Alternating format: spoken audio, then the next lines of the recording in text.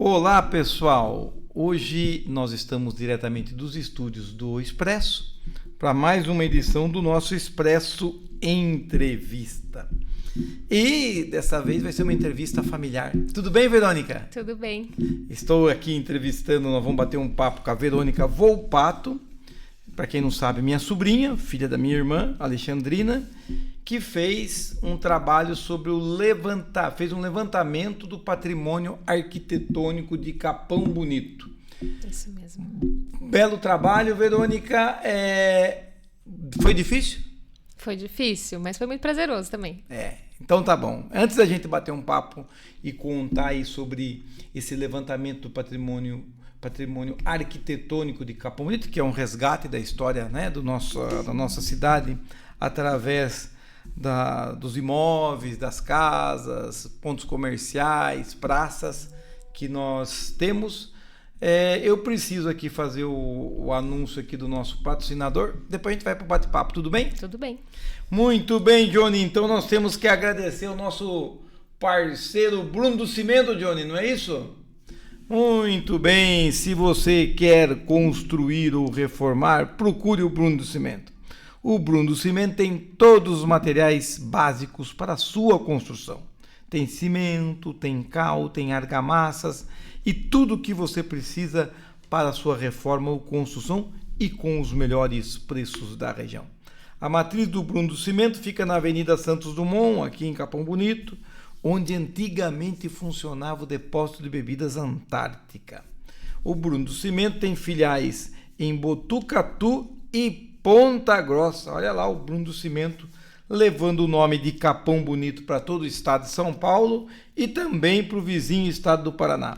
Se você quiser fazer os seus pedidos no Bruno do Cimento, você pode usar o WhatsApp, que é o 15997398857, e entre em contato então você também pelo WhatsApp 15997398857 e compre os produtos para a sua construção e reforma, produtos Votorantim do Bruno do Cimento.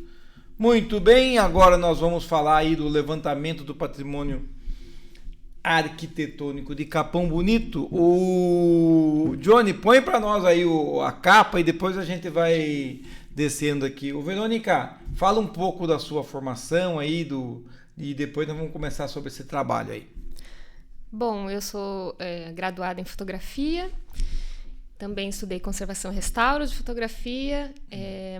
Hoje eu faço mestrado em museologia na USP.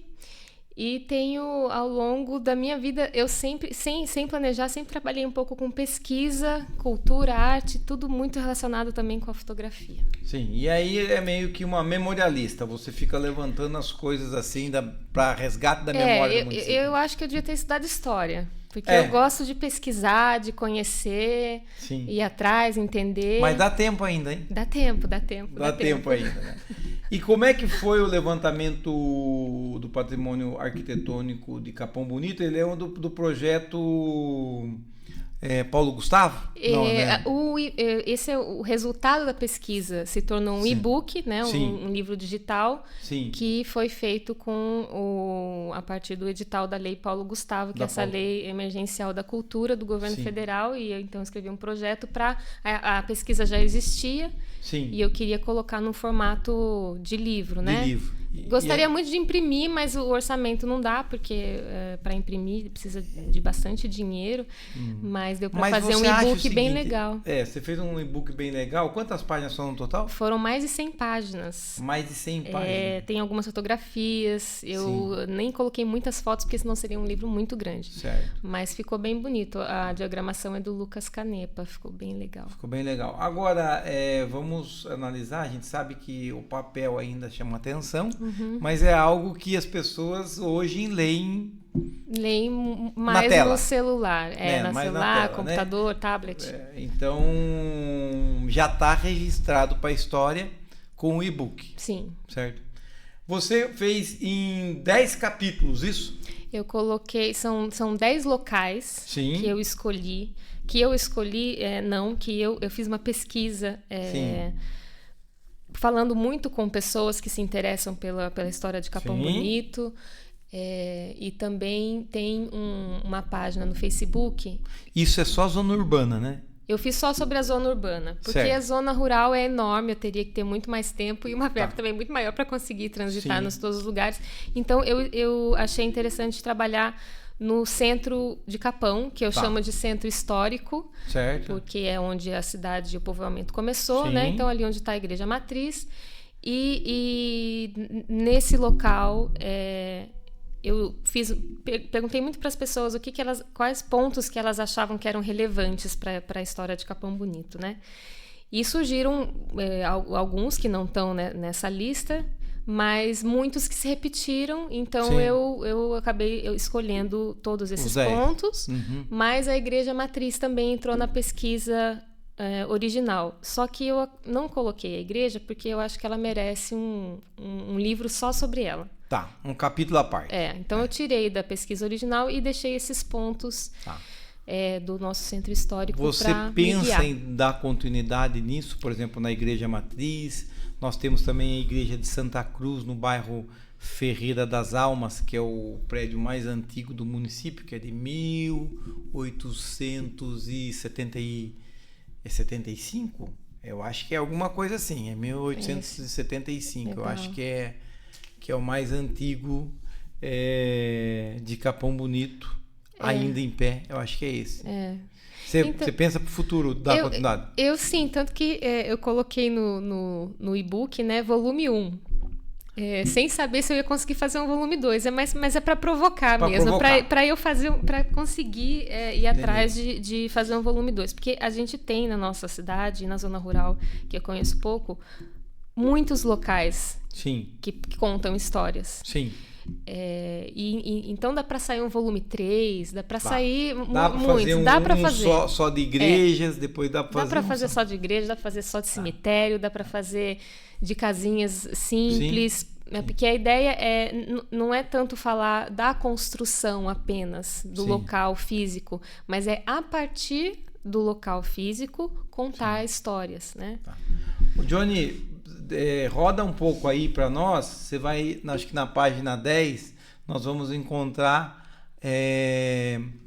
a Ação Católica. Isso, Johnny, vai lá, mais um pouquinho, Johnny. Agora as fotos, aí, pode parar aí para nós. Muito bem, aqui nós estamos vendo a Ação Católica, né? Que é o prédio primeiro, original, com versão original, com 4 águas, né? Isso. E um pináculo, lateral, com 8 arcos plenos, isso? Possivelmente de 1958. É quando estava acabando, acho que logo depois da construção original, certo? Essa primeira imagem de cima, eu acho que está com a tinta fresquinha ainda. Parece realmente que acabou de fazer. Certo. Muito bonito, né? Muito lindo. Tá ali na legenda, né? Tá ali o telhado em 4 águas, o pináculo na lateral, que é lá no topo da fachada. Certo. Eu me preocupei em colocar os elementos arquitetônicos dos prédios, que na verdade foi difícil para mim, porque eu não sou da área de arquitetura, então eu tive que estudar muito, pedir muita colaboração para conseguir enxergar mesmo esses elementos que eu não seria capaz de ver se eu não tivesse conhecimento, se não pudesse nomear. Então, na Ação Católica, por exemplo, os arcos plenos, né, são esse corredor lateral, dá para ver ali esses arcos que é um estilo que também tem muito na cidade de Bolonha, na Itália. As calçadas são cobertas com esses arcos, né? Desse aí, depois vê que ele tem uma mudança, que foi feita uma escadaria. Foi feita uma escadaria por causa do cinema. Exatamente. Desde o início da Ação Católica já funcionava ali o Cinema São Luís. Certo. E aí, em algum momento, uma década depois, construíram a escada para ter acesso direto ao cinema. Para sair. Certo. Para que o pessoal pudesse sair do cinema, né? Eu acho que o volume de gente era grande, porque a sala que ainda está lá onde era o cinema, tem um chão de taco, ela é bem grande. Eu não medi, mas ela é enorme, cabia mesmo assim 100, 200 pessoas. E depois, mais tarde, tem aí na terceira imagem a fachada já modificada, que é uma coisa que eu demorei para perceber, e hoje quando eu converso com algumas pessoas, elas também não se deram conta que eram 3 andares, agora são 2. Sim. Então ela foi reduzida, o telhado foi reduzido. Aí eu fui atrás para saber o que aconteceu, né? Alguns dizem que caiu, outros dizem que queimou. Não, houve uma queda. Então ele caiu, ele sofreu uma queda e na época acharam por bem diminuir o tamanho da altura. Né? Não reconstruíram. Então já não tem mais o telhado, o pináculo, que são 2 urnas que ficam ali, já não tem mais. Agora, desse aí, qual você acha que... Eu não vou nem dizer o último, mas dos 2, qual estava mais bonito? O primeiro? Eu acho o primeiro mais interessante. Sim. Tem mais espaço, tem mais respiro. Sim. Tem esse pensamento estético, né? Sim. Então eu acho mais interessante, mas não vou julgar qual é o mais bonito. Não vou me colocar... Mas olha, nós podemos falar aqui com o Padre Júnior. Padre Júnior, vamos correr atrás. Por que não voltar ao que era no passado, né? Acho que não tem muita dificuldade, A versão de hoje, esses arcos, eles continuam como uma janela, então virou como uma bandeira. Então metade do arco tem, porque entra a iluminação. Sim. Mas ali agora não tem mais a escada, tem o acesso para um salão lá de trás. Eu não sei como seria essa questão também da segurança, porque essa arcada, né, esse corredor aí dá direto para salas. Sim. Eu não sei. Como eu sou da área de restauro, a gente Você vai sempre torcer para voltar ao que era original? Não sempre, porque o prédio ele também está contando uma história. Né? Essa escada também fala de uma história. Sim. A versão escada... original também está contando história. Se eu não me engano, tem uma foto das pessoas descendo a escada. Num filme até do John Wayne. Acho que aí tem um cartaz do filme. Sim. Então, era muito bonito. E para quem não sabe, né, gente, Capão Bonito teve uma época que tinha 2 cinemas. Sim. O Cine São José, que funcionou onde hoje uma loja, né? Uma loja de brinquedo. Do Brás, né? Não, loja do Brás, roupa, Mega Brás, onde foi o antigo restaurante Cheiro Verde. Sim. Lá funcionava o Cine São José. E aí funcionava o Cine São Luís. Isso. Né? Cadeiras de madeira. Nesse capítulo tem um pouco... Eu conversei com a dona Perinha Blois e ela me contou um pouco sobre a vida do marido dela. Sim. Que ele foi proprietário dos 2 cinemas num período, né? Sim. E aí ele comenta até que o cinema São Luís era o cinema da elite. E o São José, que também era dele, era o cinema do povão, nas palavras dele, mais popular, né? Entendi. Então tem os 2 cinemas funcionando ao mesmo tempo. Olha, nós tivemos em Capão Bonito 2 cinemas, viu?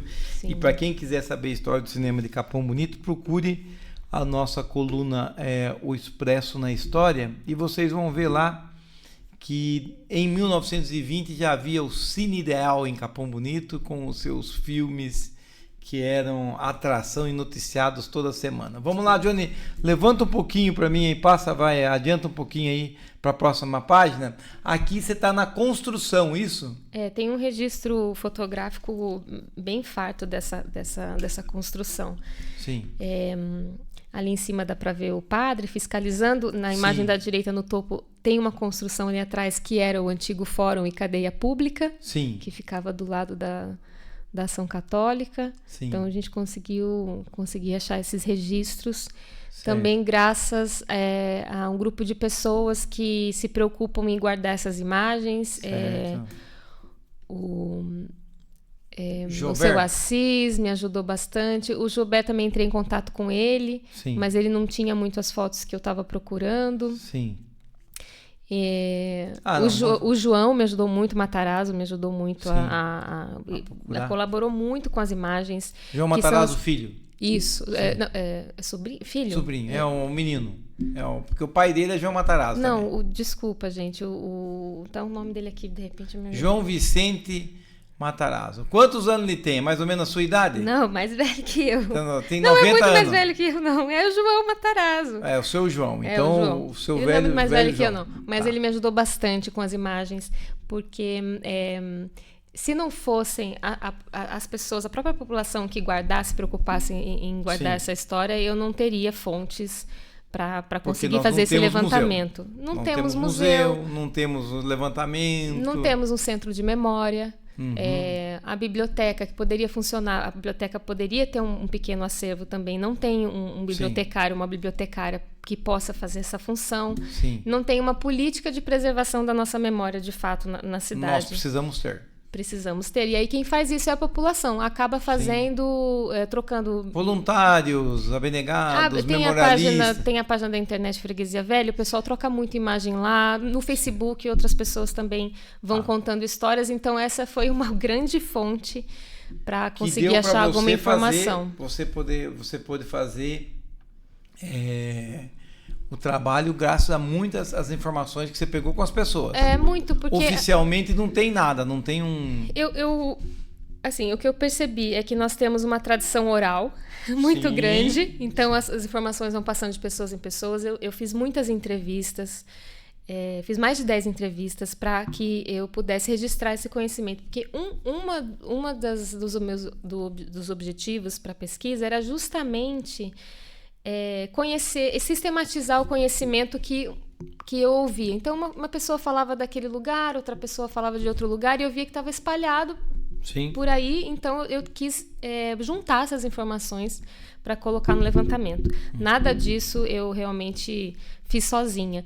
E eu sempre ouço novas histórias. Então, não é um levantamento fechado, porque às vezes eu dou uma informação e alguém me fala uma outra coisa, eu já penso, puxa, tem que corrigir porque está desatualizado.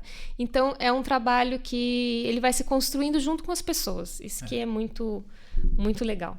Bom, muito bem. Aqui na foto 2, aqui nós estamos vendo o Cônego Luiz visitando a obra, atrás dele o prefeito Oscar Curtis Camargo. Né? Antigamente a política ela estava muito ligada à igreja e às obras da própria igreja, né? Agora nós temos aí, Johnny, o que nós temos aí? Vamos lá, Johnny, passa um pouquinho mais adiante. Você tem aí essa aí quando caiu. Esse aí é quando caiu?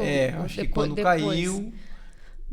Logo depois caiu, aí teve que fazer uma reforma. Por isso que tem ali tá com os tapumes, né? Pois olha aí, eu sempre aprendendo alguma coisa. Essa é outra imagem muito, muito bonita. Essa imagem é muito bonita, que pega o jardim ao lado da matriz. E da casa do padre, né? Casa paroquial do lado, né? Então... para quem não sabe, ali a ação católica, de um lado estava a igreja matriz e do outro lado a casa paroquial, que também era bonita. Depois ela foi transformada em hotel, Hotel Silveira, né? E agora é demolida, virou depois foi shopping, depois foi banco. Depois foi banco e agora é uma farmácia. Uma farmácia. Mas é um ponto assim muito, muito bonito da cidade, né? E a Ação Católica realmente era um prédio... Era o prédio mais alto da cidade naquela época, depois da igreja. Depois da igreja era o mais alto. Era o mais alto. Muito bem. Johnny, passa para o próximo capítulo aqui. Eu acho que depois foi feita uma reforma, uma pintura nela, né? Mas ela ainda conserva detalhes arquitetônicos aqui. Sim, os arcos dá para identificar, né? Onde é a janela. Sim. Depois de um tempo, há 20 anos, o segundo andar se transformou num museu. De arte sacra, que hoje não existe mais, né? As peças estão lá dentro. Sim. Mas não tem ali um trabalho para abrir para visitação, mas está ali, tá? Johnny, passa aí para nós agora. Nós estamos aqui, o seu João Blois. E será que ele estava em qual cinema aí? Então, esse não é um cinema em Capão Bonito. Uhum. A gente não sabe dizer onde é, mas eu achei essa imagem muito bonita, porque ele realmente, pelo que eu ouvi, ele foi um apaixonado pelo cinema, né? Sim. E aí, mas na próxima página tem uma imagem, isso é na Praça Cunha Bueno, ali na frente da prefeitura. Cinema na praça. Que é o projeto que ele fez, Cinema da Praça. E aquela casinha lá em cima é onde ele guardava o projetor, que era um maquinário enorme. Então, ele realmente se envolveu nessa missão. Eu lembro de ter assistido um filme quando eu era pequena ali na praça. A Praça Cunha Bueno, inclusive, ela ajudava para isso. O desenho dela é ótimo, tem o degrauzinho. E tinha esse precursor do cinema na praça, foi o prefeito Hélio de Souza. E foi algo muito, muito legal que ficou por alguns anos depois, com toda essa dificuldade, né?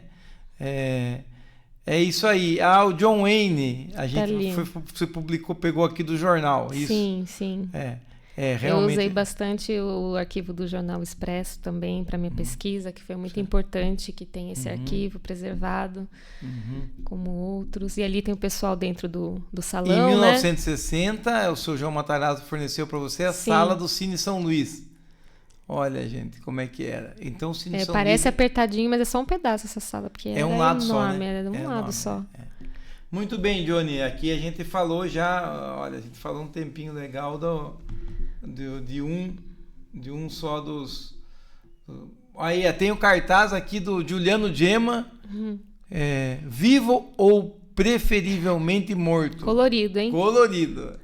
É porque antigamente tinha filme preto e branco, viu? Você sabe disso aí, Johnny? Você já algum dia viu televisão preto e branco, não? Nem você viu, né, verdade? Televisão, não. Você não viu televisão preto e branco? Só eu já que não vi não é da minha época, não. Mas tem ali, Cine São José às 19h21 e Cine São Luís às 20h. Nos 2 cinemas passavam o mesmo filme. O mesmo filme. E eu acho que tinha público para ter 3 sessões na cidade. Né? Realmente era um hábito muito, muito presente na sociedade, né? Muito cinema. Presente. Muito bem. Então, olha, que legal. Você, além de resgatar aí o patrimônio arquitetônico, você resgatou um pouco da história do cinema, né? O número 2 é a residência da família Vaz, né? Que é aqui embaixo, é de 1912, é isso? Então, como eu falei, as construções, elas contam histórias. Então, sim. O capítulo 2, ele fala de 2 locais, que um é o comércio da família Vaz e o outro local é a residência. Sim. E se quiser passar para a próxima página, para 22, esse é o comércio. Né? E ele é a construção mais antiga de Capão Bonito, datada na fachada. Sim, ele é 1912? 1912. Certo. Eu não achei nenhuma outra construção com data na fachada mais antiga que essa. Certo. Então a porta é original, né? Ainda tem a data lá, eu acho que na próxima página tem. Sim. Isso aí, 1912. E tem uma inicial, que deve ser do proprietário antigo. A partir dessa construção, a gente conhece um pouco da história da Guerra de 32, né? Como que Capão Bonito... como foi isso para a cidade? Então, eu aprendi muito nessa pesquisa, por exemplo. Eu não sabia que Capão Bonito tinha sido invadido e as pessoas tiveram que evacuar e muitos locais foram... Sabia? Eu não sabia. Muitos locais foram saqueados. Eu realmente não tinha esse conhecimento. Não lembro de ter aprendido isso na escola, não sei. Não tive na escola. Eu acho que não tinha isso, né? Não. Então eu fui aprendendo muito, conhecendo as famílias e conhecendo essas histórias. Outro local também fala um pouco da Guerra de 32. E aí, depois do comércio, eu conto um pouco da família, né? Sobe um pouquinho, Johnny, pra gente ver a casa da família. Mais. Eu acho que é para baixo. Página 26, 27. Essa aí. Essa é a casa. Essa tá inteira ainda, né? Essa tá inteira. Ela é uma resistente. Essa é uma das casas mais bonitas da cidade. Essa eu vou dizer, que é uma das casas mais bonitas da cidade. Ela tem um estilo eclético. Sim. E eu acho que é a casa mais elaborada desse estilo ainda que tem na cidade. E que permanece lá desde 1949, que ela também tem a data na fachada. Certo. E as mudanças vão acontecendo. As nossas queridas professoras. A Lourdes Maria. A Lourdes Maria, né? A Ditinha, a Cidinha. E a Celeste, que foi minha professora. Ela que mora... é professora, né? Que é da família delas, né? Isso, era mas mora delas. Lá a Lourdes Maria e acho que a Dona Cidinha, isso aí. E elas me receberam muito, muito queridas, me contaram muitas histórias também. E essa casa é um mimo. Ela merecia ser mais protegida. O tombamento é polêmico, né? Entendi. Os proprietários têm bastante medo do tombamento porque ele impede modificações, fica difícil para vender, mas tem outras coisas que se pode fazer para compensar um proprietário no caso de tombamento. O que eu acho que merecia? Eu acho que a praça, o nosso centro histórico, merecia um cuidado da paisagem. Entendi. Não necessariamente um tombamento das construções mais antigas, mas um controle melhor do que se constrói, como que se constrói, porque essa casa ela está hoje esmagada entre duas construções muito altas. Isso descaracteriza bastante a nossa cidade. E é uma pena, porque nós somos uma cidade pequena. O turista, quando vem para cá, ele espera ver uma paisagem de cidade pequena e não um monte de prédios, né, quadrados, caixotes enormes, ainda mais numa praça central. Então, quando eu falo que a gente não tem muito uma política de memória, envolve também a proteção da paisagem, né? Que tipo de cidade a gente quer construir? E eu acho que está um pouco negligenciada essa parte. Então, essa casa ela é uma casa que merecia ter uma proteção do seu entorno. Ô Johnny, vai para mim, Verônica, eu vou pular uma coisa aqui que eu quero fazer uma pergunta para você. Vai para a página 58 para nós. Aí. Máquina de algodão. Isso. Máquina Nossa Senhora de Ajuda. Mais um pouquinho, Johnny. Mais uma. Mais uma. Aí. Bom, aqui você conseguiu. Esses dois prédios, gente, eles ainda existem. Um é o Centro Quero Vida, né, que é o de cima, que é a máquina de beneficiar algodão Nossa Senhora da Ajuda, né? E o de baixo é a máquina de beneficiar algodão São José, onde hoje é o supermercado Bechara. Fica ao lado do Bechara. Do lado do Bechara. Está fechado. Eu acho que foi uma loja de material de construções. Sim, foi loja de material de construção Galvão. Sim. Isso. Olha como era bonito, hein? E se a gente passar ali na 7 de setembro, dá para ver ainda um pouco o desenho das janelas e da porta. Então, você consegue, dá para identificar o prédio. Ele ainda tem uma característica que identifica, né? E a construção de cima, ela foi ampliada já na época, assim, antigamente. E foi feita uma reforma. Hoje é o Centro de Atendimento ao Idoso e ficou um prédio muito bonito. É um bom exemplo de como um patrimônio arquitetônico pode ser ocupado de maneira eficiente, preservando as suas características. Eu acho que é o exemplo mais... O melhor exemplo nosso é o Centro Quero Vida. Isso. Ele, logicamente, ele acabou crescendo em volta, mas ele hoje... ele guarda pelo menos as características. Guarda as dimensões, o volume interno, a fachada e... Ele teve umas modificações, tem lá uns candelabros, uns lustres lá diferentes. Que ficou bem bonito também, porque era um galpão industrial, então não sei como era o interior, mas eu imagino que não tinha um assoalho bonito como tem hoje e tudo mais. Quem era o dono da Nossa Senhora, máquina Nossa Senhora da Ajuda, você sabe? Boa pergunta. Não consegui comprovar quem era o proprietário, mas me falaram que o Naguib Ozzi, que também foi dono do Cinema São José uma época, se eu não me engano, ele também foi dono do Cinema Ideal. Algodão, vamos lá. Ernesto Teixeira, mas não tenho documentos. São esses.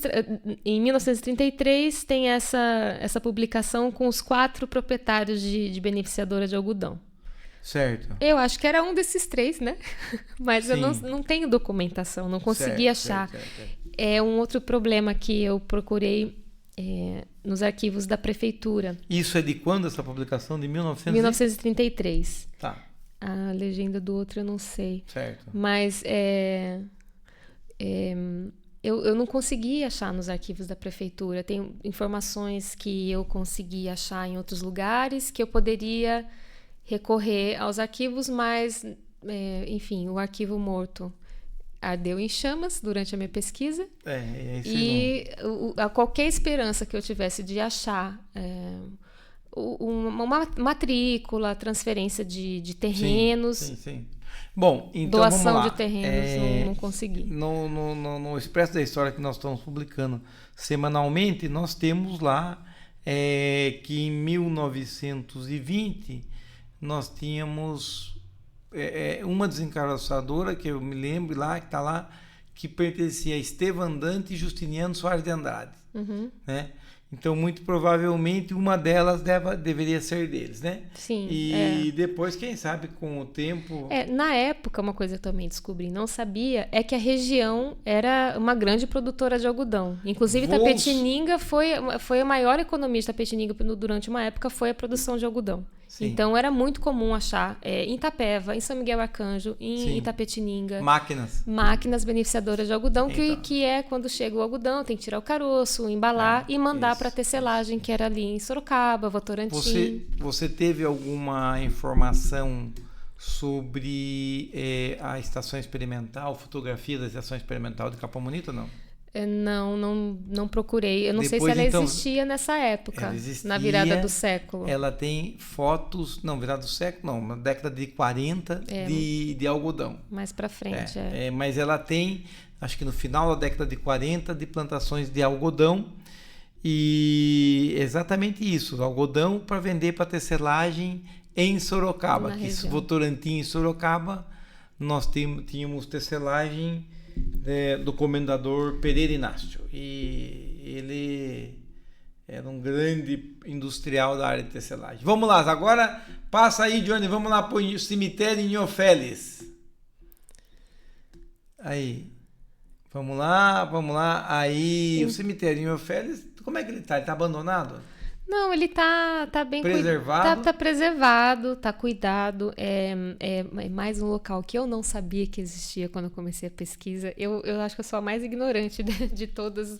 Quando eu comecei a pesquisar sobre isso, eu realmente fui descobrindo coisas que eu não sabia que existiam.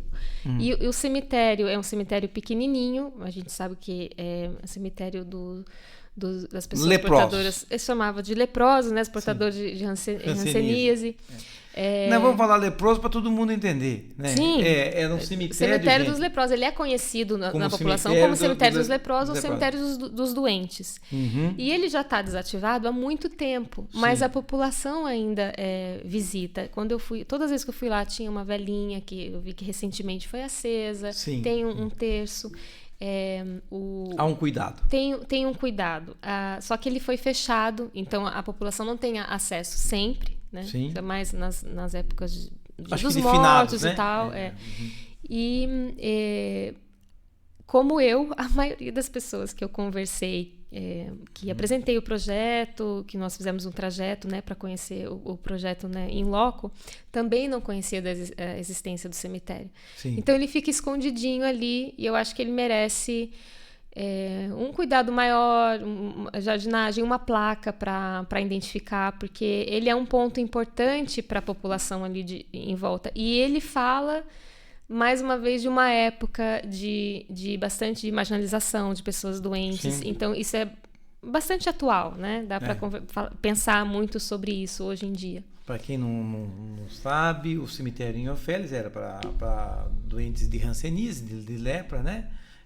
Dos leprosos, e eles eram discriminados, gente, naquela época. Então, eles não podiam nem ser enterrados, era um absurdo, porque também, por falta de informações, eles não podiam ser enterrados no cemitério normal, porque achavam que poderia contaminar. Então, eles ficavam em locais, moravam em locais distantes, eram enterrados em locais distantes, que esse era um local distante na época, né? Agora, Johnny, passa para nós aí o coreto. Aí você está passando no cemitério. Não consegui achar imagens antigas do cemitério. Se alguém quiser passar. Quem quiser contribuir com a pesquisa, ela está sempre em construção. Vamos lá, vai lá, Johnny, vai lá. Aí o coreto, que é logo em seguida. Esse coreto está hoje na Praça Edmundo Cassiacarro, né? Isso. Ele inicialmente foi colocado... Você disse que isso foi colocado pelo Estevam Dantes, isso? Isso, essa informação eu consegui achar num jornal da época.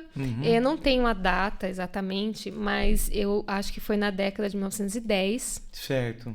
Eu fico comparando as fotos para ver o que data é qual data, né? E ele era maior do que ele é hoje. A lira que fica encimada nele também era outra. E ele ficou lá por muito tempo. O coreto é um símbolo das cidades do interior, né? Até da capital, mas é que ainda permanece nas pracinhas. Sim. E fala muito da cultura musical que a gente tinha. Então, as bandas que existiam, e sempre eu lia no jornal, quando pesquisava, assim, os acontecimentos sociais que partiam do coreto. Ou chegavam no coreto. Então, terminavam no coreto. Ou vai ter, depois da missa, uma apresentação musical. Então, ele era realmente um centro que também se transformou em centro de discussão política. Tinha campanha que acontecia lá, discursos e tal. E ele saiu dali quando o prefeito Abílio transferiu para outra praça. Ele fez uma reforma nessa praça, na Praça Matriz, e que bom que ele não destruiu o coreto. Ele transferiu para um outro local. E ele colocou no São Judas. Colocou lá na Pracinha São Judas. Edmundo Cassiacarro, que é um músico, né? Aqui nós estamos vendo o ex-prefeito Raul Venturelli, né? Discursando. E atrás o seu José Carlos Talarico. Isso mesmo. Década de 60, no coreto. Agora volta de novo para mim, Johnny, nessa aqui. Aí tem uma imagem do coreto na nossa Praça Matriz, né? Sim. Você acha que a Praça Matriz aí dessa época era mais bonita do que de hoje? Acho. Essa eu posso falar que sim. Sim. Eu acho que ela é mais agradável. Agradável, parece que ela tem mais verde, ela tem um desenho, né, mais paisagístico.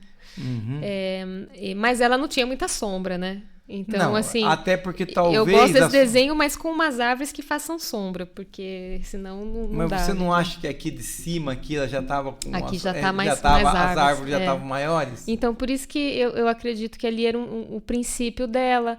Ao mesmo tempo, parece que tem umas fotos mais antigas que as árvores estão maiores. Eu ainda não consegui fazer porque uma depois cronologia. Você vê na de 32, o cavalo aqui da Revolução de 32 está na sombra, né? Talvez as árvores não fossem muito grandes, né? Mas você acha que vista de cima a praça, eu acho a primeira é mais bonita que a atual? Eu acho lindo, tem os bancos de frente para o outro. Sim. Hoje o desenho da nossa praça, os bancos, as pessoas ficam de costas uma para outra, esses desenhos que os bancos dão a volta, né? Sim. Então isso lembra um pouco as leis da primeira ditadura e da segunda ditadura, que era proibido a aglomeração. Então as construções dos bancos, elas não eram de frente uma para outra, né? Sim. Acaba isolando. Que legal. Essa aí é uma proposta interessante, gente. A nossa praça original, eu também vou concordar com você, era mais bonita do que a atual.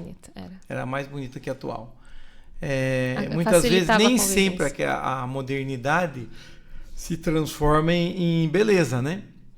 Exatamente. Nem sempre a modernidade se transforma em beleza. Aí, nitidamente, nós vamos ver que a nossa praça tinha um desenho mais bonito do que a atual. Eu acho que hoje em dia a gente perde muito no belo mesmo, em buscar a beleza, a harmonia das coisas. Sim. As coisas são muito funcionais e pouco feitas para as pessoas mesmo. Johnny, vai avançando um pouquinho pro coreto aí. Tem mais ali, ó. Aqui já é um desenho, já tem uma outra vegetação. Sim, deve ser mais nova ainda, né? Pois tem aquela construção, tá em pé, que na outra foto depois não tá tava. Derrubada, né?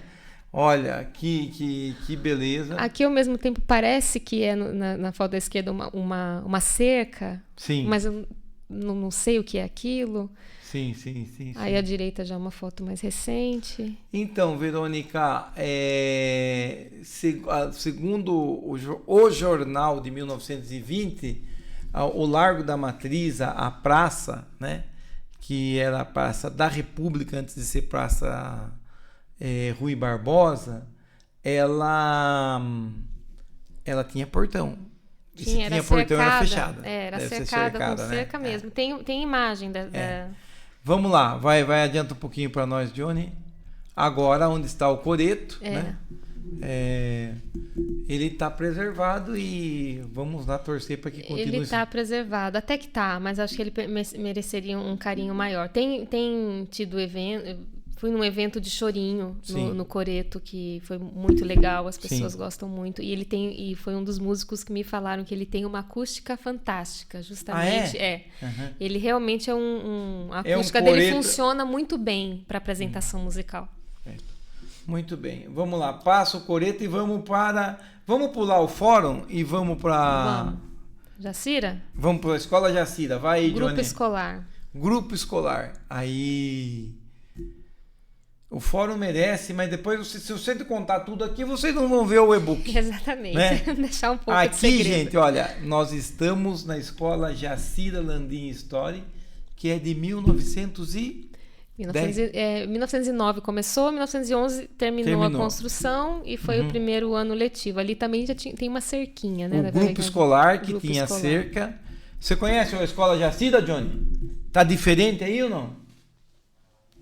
Ah, tá um pouco. Vai, mais pra frente aí, Johnny. Passa pra nós. Olha a foto. A fachada tem uma charrete aí pro lado de lá, é isso? Não é um carro mesmo? Um carro. Vamos ver se é um carro. E eu não consigo ver muito bem. E ali aí, é lá de dentro, o fundo. O fundo da Escola Jacira Landim Story. Que beleza. É uma escola muito bonita. Oi? É um carro. O Johnny já viu pra nós que é um carro. Eu acho que é um carro mesmo. Um Fordinho. E tem um caminhão, talvez um trator. É isso, Johnny. Você tem boa...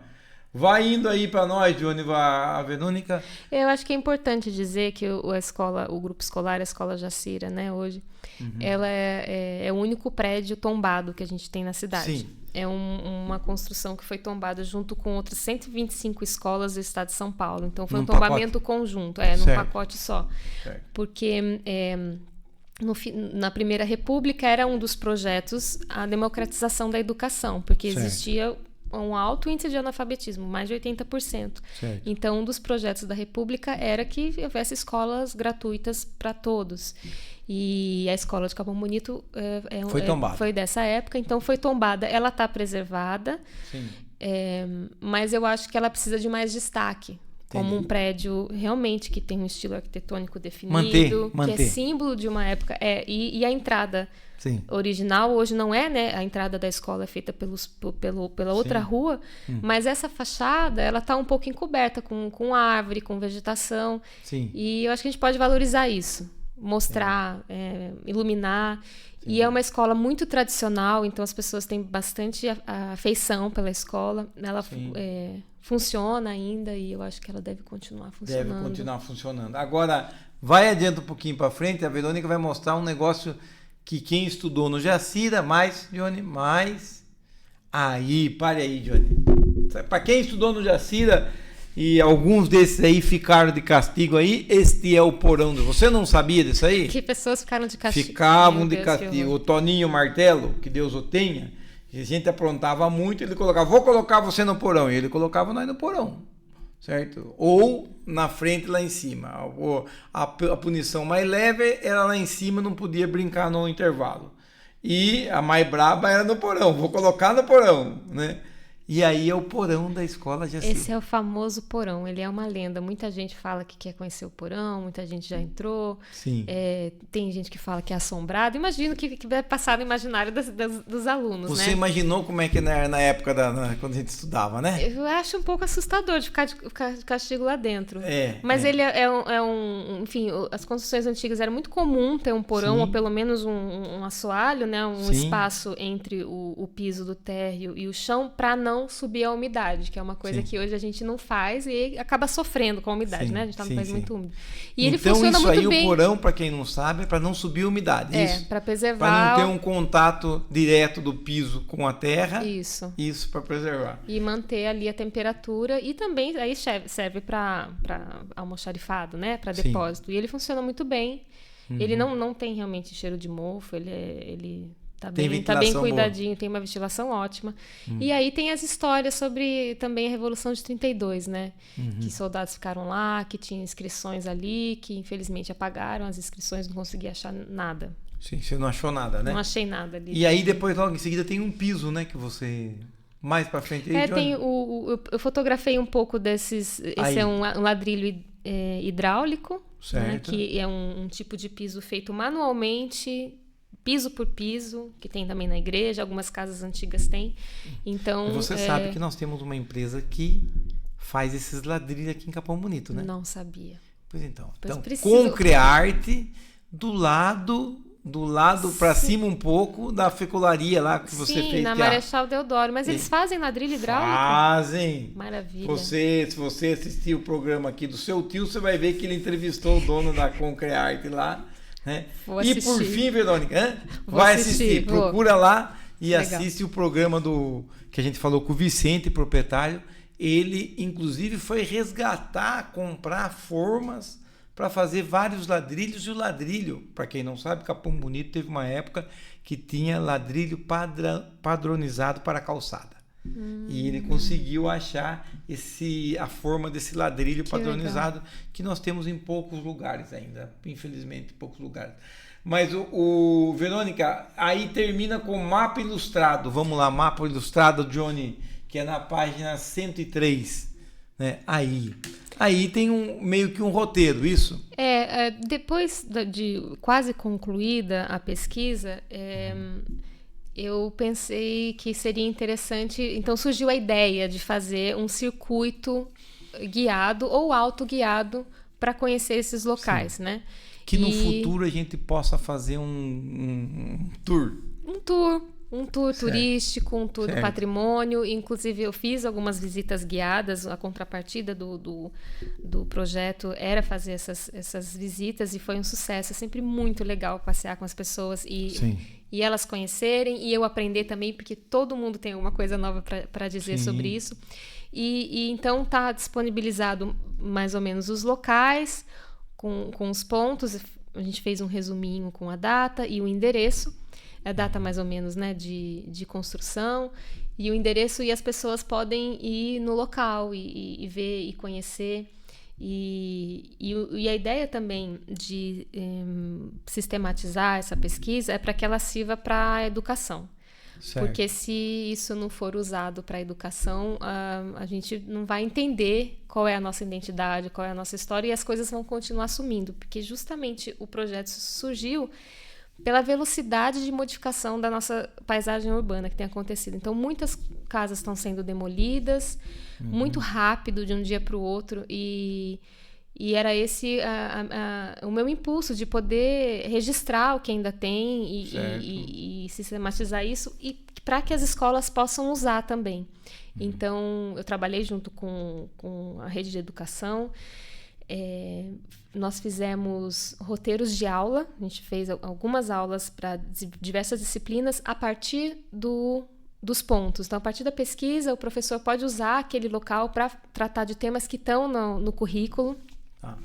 E também pode ser usado como um passeio turístico, um passeio cultural, de bicicleta, a pé, à noite, de dia. Então é muito, muito legal. Foi o mais satisfatório de tudo. Como é que as pessoas podem acessar o e-book seu? Como é que faz para ter? Pois eu ainda não tenho uma plataforma para disponibilizar o e-book. Ele foi disponibilizado para a Rede Municipal de Educação por e-mail, para as escolas estaduais de Capão Bonito também. Eu mandei para Itapeva, para a Regional de Educação, e eu distribuí para todas as pessoas que eu conheço, pedi para que as pessoas distribuíssem, e a princípio é isso. Estou mandando diretamente. Espero que em algum momento possa estar disponível em algum lugar, mas eu não sei. O primeiro passo foi feito, que é registrar para a história, certo? Os próximos passos são evolução, a evolução disso aí. Ou publicar, ou avançar, né? E fazer depois o levantamento número 1, o 2, o 3, né? Eu gostaria ainda, tenho esperança de poder publicar um livro físico, porque quero que fique na biblioteca, quero que as pessoas tenham na biblioteca delas, espero que consiga algum outro edital, alguma coisa assim.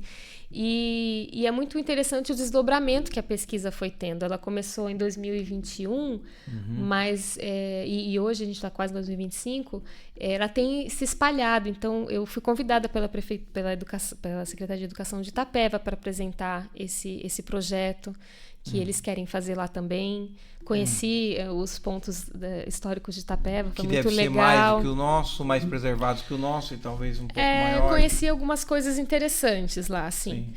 E a ideia é que quem sabe, aos poucos a gente vai... Você sabe, nós fomos distrito de Itapeva.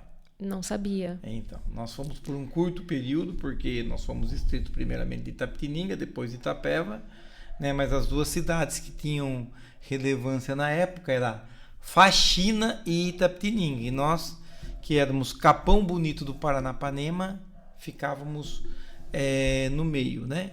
Então... E aí ficamos com Itapeva, então. Aí ficamos do lado de Itapeva. Ficamos subordinados a Itapeva, como até 1948, Guapiara fazia parte do município de Capão Bonito. Sim, né? Sim. Inicialmente não era Guapiara, era São José do Guapiara. São José do Guapiara, exatamente. E depois, né? Muito bem. Verônica, foi uma satisfação, nós já falamos um tempinho, tem alguma coisa que eu esqueci de perguntar? Não, acho que não. Eu só gostaria de agradecer todas as pessoas que colaboraram. No início do e-book tem lá o nome de todos que me ajudaram. Sem a colaboração das pessoas não conseguiria fazer isso. Sim. A Dona Alice em especial, que a Dona Alice é uma querida. Vamos dizer, é uma fofa, né? É uma querida. Ela abriu as portas para esse tipo de pesquisa com um livro que ela escreveu, o Veredas da Fé, né? Capão Bonito Veredas da Fé, que me ajudou bastante no início. Inclusive, eu me inspirei nela porque ela colocou ali volume 1. Ela colocou algum indício que ia ter um 2. Eu falei, vou colocar também. Espero que ela faça um segundo. Enfim, muitas pessoas que estão lá no livro, se eu começar a falar, eu vou esquecer.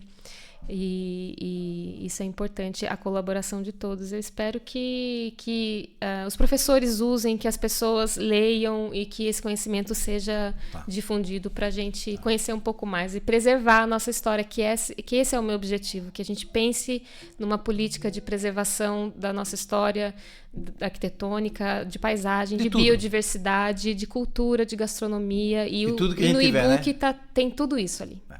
Muito bem.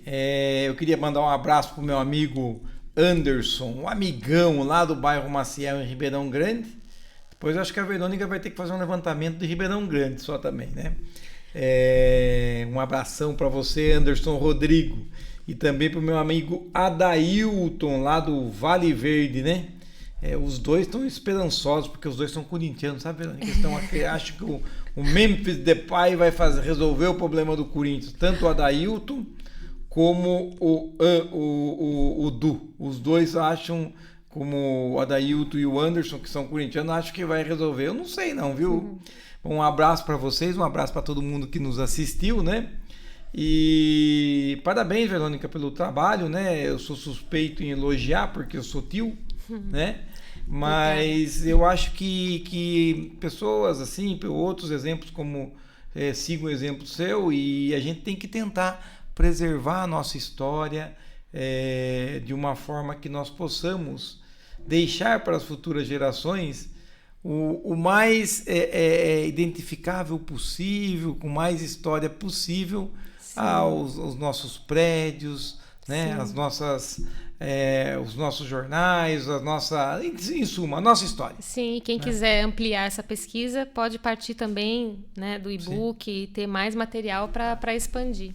Verônica, para entrar em contato com você, como é que faz? Instagram, Facebook, como é que é? Tem acho que o meu e-mail, que é veronica.volpato@gmail.com. Sim. Quem quiser colaborar, falar de fotos, tem também o meu Instagram, que eu não coloco muita coisa lá, mas também pode me achar, que é o Verônica Volpe, com P mudo.